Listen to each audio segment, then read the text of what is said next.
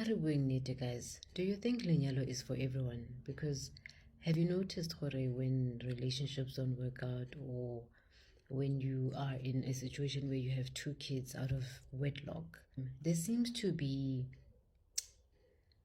some sort of weaponization that happens when you are in a particular situation without first being married. And I think this is what's causing us to build up defenses against other people, because we may feel hore, certain things are justified when they happen to them simply because they are married. Just think about a situation where you had a child in your teens, right?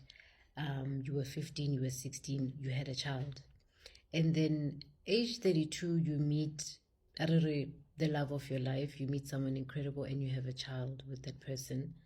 And the relationship doesn't work out, because we know in relationships it can get comfortable, you can make plans together, even make a baby while you're making plans, because you want to get married and do all those things.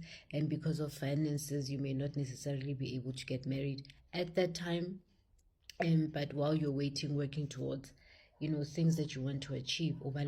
If that relationship doesn't work out, what are we supposed to say? Are we now supposed to say this person has lost value because onalibana by two?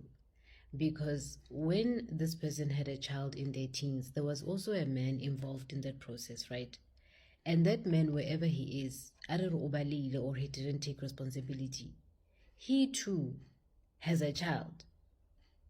The only difference is that he didn't acknowledge this child, or doesn't stay with this child, or doesn't even want to believe they've got a child and they're able to move on.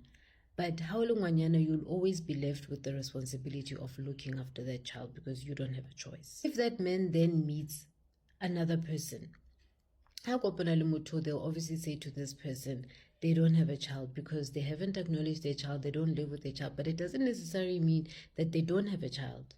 So you'll find men actually have a lot more time to date, a lot more freedom to date, because they don't stay with their children full time. So when you meet a man, you'll never actually get to ask a man, such questions.